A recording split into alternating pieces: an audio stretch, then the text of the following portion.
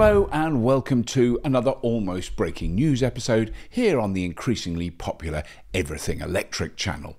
My name is Robert Llewellyn. I'm the founder and one of the presenters of the Fully Charged show and the Everything Electric show. Now, I've got a lovely swollen sack of prime clean tech news for you, but just a quick reminder that our next live event is in the beautiful Harrogate on the 24th, 25th and 26th of May this year. It's a stunning location. Last year, the weather was absolutely fabulous. It was perfect. And this year will be just the same, because if there's one thing you can say about Yorkshire is the weather is always lovely. So if you're in the area, do come along and have a wonderful day out. It's a brilliant thing to do with a family. We had a real lot of families at our last event in London, and it's clearly very popular with families. Now, this time, I'm not going to drone on and on about the corrupt influence of the oil industry that they have in this world. I'm just going to focus on positive stories. And this first one is great news for people in the UK who use supermarkets, which, let's face it, is most of us. A few weeks ago, Sainsbury's, which is one of our big supermarket chains, announced that they are installing over 750 rapid charging bays rolled out across more than 100 stores by the end of 2024, putting Sainsbury's in the top 5 providers of ultra-rapid charging in the UK. Now, since I found out about this, I've actually driven past 2 Sainsbury's supermarkets, and there was a big corner of their car parks that was obviously a little building site, which is where they're putting the chargers in. Very exciting. Now, all of the local supermarkets near where I live already have car chargers installed in their car parks. Some of it, like the chargers in Tesco's and the Co-op stores, are free to use. Some require payment, like one in Waitrose, which is fine. Perfectly happy to pay, but you have to join a membership scheme and get the app, and the only reason they want all your information is that they can then gather it and sell your personal data to a third party. It's the worst idea ever. Let me pay for the electricity with my card like I pay for a can of peas.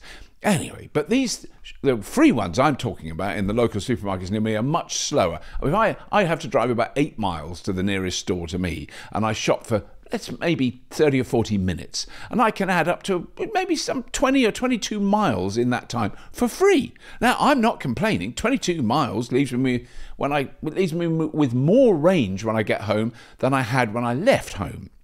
But the ultra-rapid chargers Sainsbury's are putting in would mean I would add about 200 miles in the same time I spent shopping. That's a whole different kettle of poisson. And if they really do put a load of them in at every location, and you can tap to pay for electricity like you tap to pay for a can of peas, don't try and make me join something or download an app or get an RFID card and all. I just want to pay for electricity. They will see a huge increase in shoppers, and hopefully eventually other supermarket chains will follow. Next story. One of the big stumbling blocks we're all facing all around the world is our old-fashioned, built-for-coal grid system.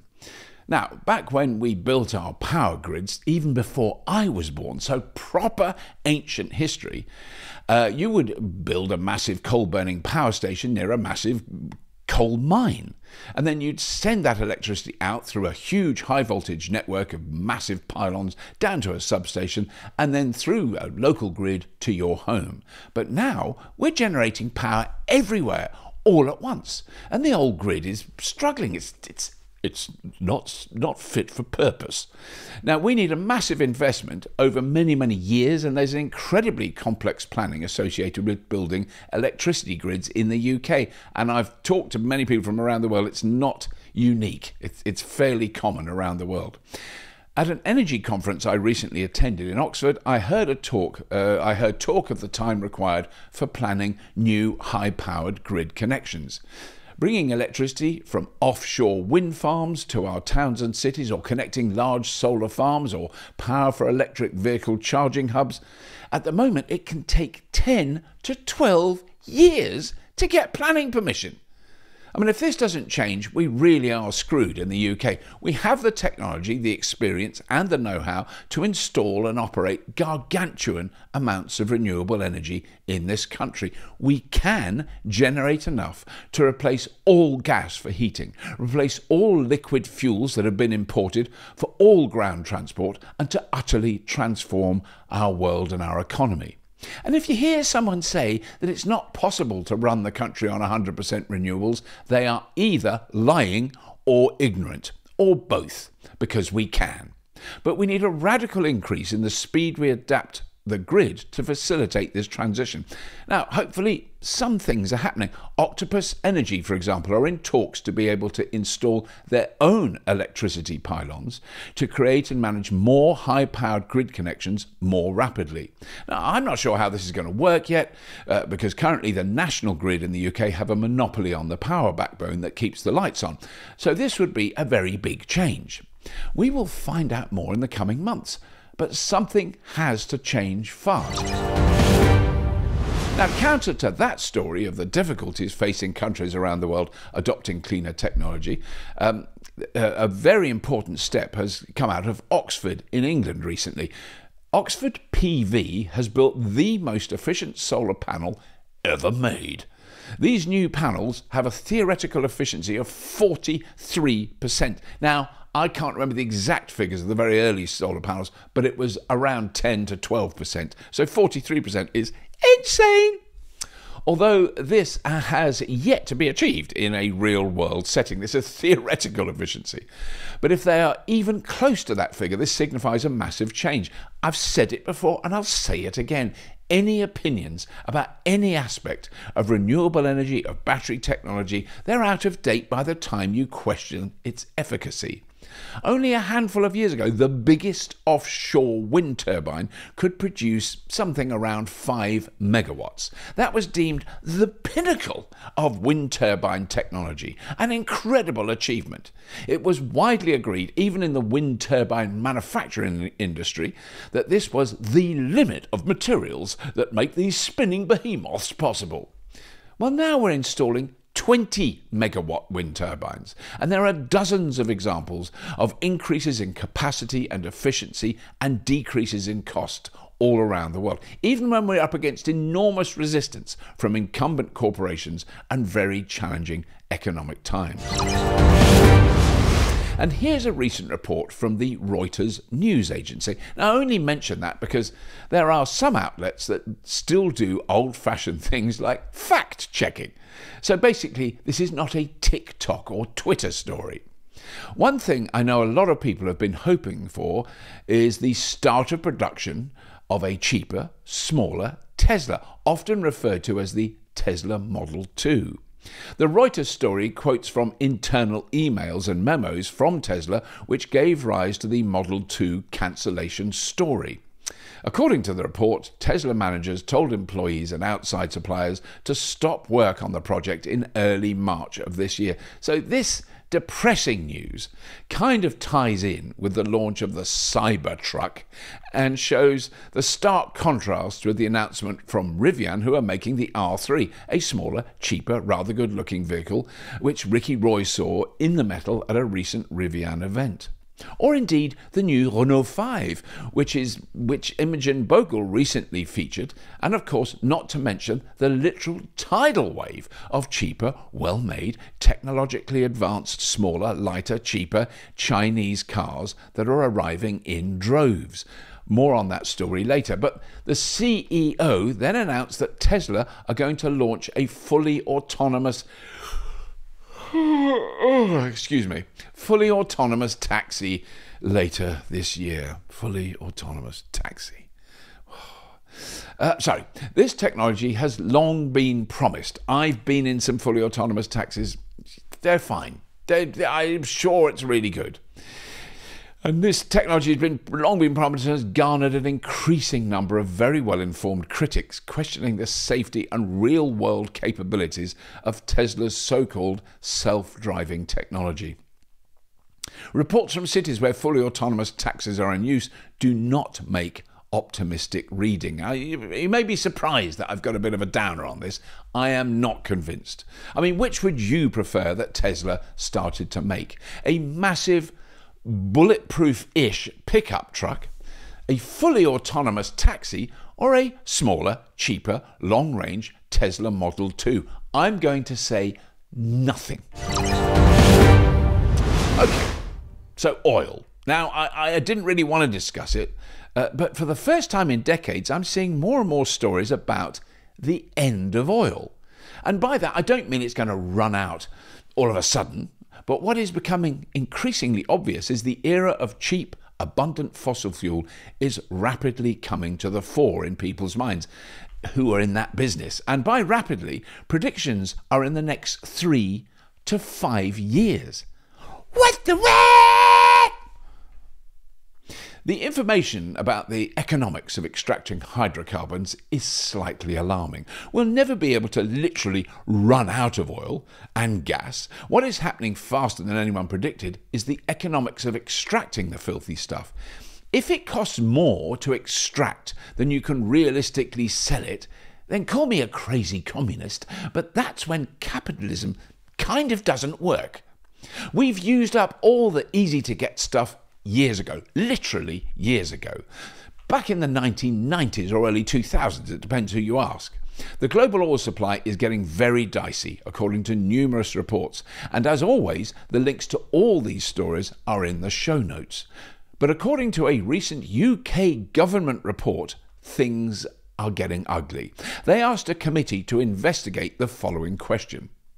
What evidence is there to support the proposition that the global supply of conventional oil will be constrained by physical depletion before 2030? Before 2030? The answer is not very comfortable or comforting. Basically, because it's becoming uneconomic to extract the really difficult oil that's still left in the ground, the price of oil is going to increase at a globally crippling level, much faster than anyone predicted.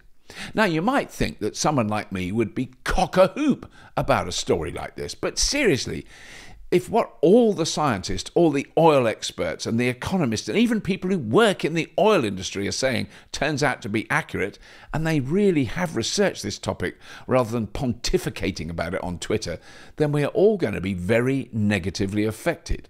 I honestly hadn't considered this for years. I assumed that because of things like fracking, even if you disagree with it, in the USA it has produced gargantuan amounts of oil and gas. The thing is, it's done this up to now. All the millions of fracking wells in the USA, and when I say millions, currently there are about 2 million and they are intending to drill 3 million more. What does that tell you? That might tell you that they're not getting very much out of each well. And so they drill and frack more in the last-ditch blind panic attempt to keep going. But the same problem is happening all around the world. The Saudis know they have limited resources left, as do the majority of the utterly corrupted petrostates around the world. It is very worrying. Okay, let's move on to more optimistic and positive stories. I'm sorry about that one, but that one isn't like a critique of the oil industry. It's like a what the hell is going on? I didn't know this was happening. I want to find out a lot more about that. I will be asking clever people. Now, optimistic news. The electric truck company Volta, whose trucks we covered in an episode a couple of years back, we all know the story. If you've been following this, the whole thing went bankrupt along with dozens and dozens of other startups, brilliant companies that was trying to do revolutionary breakthrough things, and they all fall at not the last hurdle, one of the hurdles, and it's a disaster. Well, not Volta. Not Volta. It's not dead. The company is preparing for a comeback in selected European markets under its new owner, Luxor Capital. The electric truck manufacturer aims to make its first deliveries to customers in Germany by the end of this year, followed by France, the UK and Scandinavia. That is very good news. The Volta trucks are really, really cool. Now, a bit of battery news. We all know battery life is extending all the time, but this announcement from CATL and Yutong really stands out. Now Yutong, the electric bus maker, you've probably been on their buses and didn't even know, and the battery maker CATL, you've got loads of their batteries and you didn't even know. They'd be in your laptop, your camera, your phone, your tablet, all those things. They make millions and trillions of batteries. Anyway, they've just announced the rollout of a new battery that will be under their warranty for 15 years. 15 years, and or 1.5 million kilometres, or 932,000 miles. So actually quite close to 1 million miles. Can I just indulge myself by saying the very best diesel engine in a bus that's really well maintained for its entire life might manage 250 to 300,000 miles, which I think is incredibly impressive for a combustion engine. But in that time it would burn literally thousands of tons of diesel and require huge amounts of lubricating oil, filters, timing belts, gaskets, fuel injectors, exhaust replacements, and a myriad of spares too numerous to list. An electric motor might need some lubrication after 500,000 miles, but then it's good for well over 1 million miles more. So a 1.5 million kilometre battery is another massive nail in diesel engine's coffin. That, ladies and gentlemen, dear viewers, is a very, very good news. Now, another interesting report from the Reuters news agency now. In order to make it possible to bring tens of thousands of Chinese-built electric cars to Europe and beyond, you have to drive them onto a ship, sail that ship halfway around the world, drive them off again at the other end, and repeat. Currently, there are a mere 33 car-carrying ships registered in China, but a recent report has revealed that there are currently 47 further ships being built right now or on order by various Chinese companies, accounting for a quarter of all ships being built globally right now. The buyers include SAIC Motor, Chery Automobile, and the EV giant BYD. And these roll-on, roll-off ships are massive. Each one can carry up to 8,500 cars. I think we can confidently predict that there will be a lot more electric cars from China on our roads in the next few years. And while I'm on the subject of interesting Chinese cars, here's another one. The IML6. It's not the sexiest name. It's another mid-level sedan built in China. So what's so exciting about that, I hear you cry? IM are a very, very new company founded in 2020, but they aren't exactly a garden shed startup. They are a joint venture between SAIC Motors, who make the MG, and Alibaba, often referred to as the Chinese Amazon. So they've got a few truckloads of cash behind them. But why mention yet another Chinese electric sedan, I hear you scream? Well, for one thing, this car starts at $31,000 or £24,700, and for another, it has semi-solid state batteries, giving it a range of 1,000 kilometres or 620 miles on a single charge. What the what? Semi-solid state. Look, mate, look, you're either solid state or you're not. You can't be semi-solid state. Make your mind up. Okay. As always, links to further information in the show notes on this very topic. But the gist is this. It's a semi-solid state is a new type of battery that combines the characteristics of solid-state electrolytes and liquid electrolytes. It's primarily being developed for lithium-ion batteries and features high ionic conductivity in the electrolyte. I'm going to ask Helen about that. Anyway, semi-solid state batteries have higher energy density, better safety, increased longevity, and minimal environmental impact. And of course, they can be recycled, unlike petrol and diesel. Just wanted to get that in there. In fact, only the top-tier Max Lightyear edition of the IM Motors L6 sedan, great name, features a 130 kilowatt semi-solid state battery pack as part of a quasi 900 volt platform, offering ultra-fast charging and an all-electric range of over 1,000 kilometres. Cheaper versions of the IM Motors L6 non-solid state car have 90 kWh and 100 kWh packs with around 700 to 770 kilometres range or 350 to 480 miles, depending on how you drive it, when you drive it, what the weather's like, and is there a hill. Interesting. Now, I'm going to be hassling Elliot to have a go in one. Elliot, can you ever go in an IM Motors L6 Max Lightyear edition and see how far you can go? Thank you! One last story. Not Chinese. Yoo-hoo! No, it's Korean. Hyundai have made a very bold statement, and they have kind of thrown down the gauntlet to that last bastion of fossil-burning car makers, Toyota. The US boss of Hyundai recently said, "Why would anyone buy an EV from a company that is actively lobbying against EVs?" Whew. You know, I think this every time I see a Toyota BZ4X out in the wild, which is to say, I've had that thought once in my life. The BZ4X by Toyota is not exactly flying off the lot, and Toyota won't even let us test drive one. It's a crying shame.